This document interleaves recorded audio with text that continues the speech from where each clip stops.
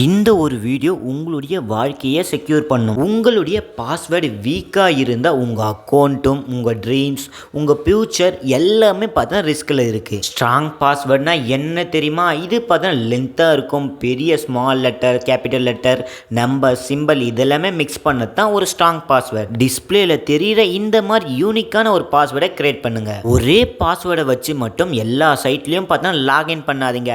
Password மேனேஜரை பார்த்தா use பண்ணுங்க. நீங்கள் என்னதான் எவ்வளோ செக்யூரான பாஸ்வேர்டை போட்டாலும் ஹேக்கர் ஈஸியாக கிராக் பண்ணுவாங்க.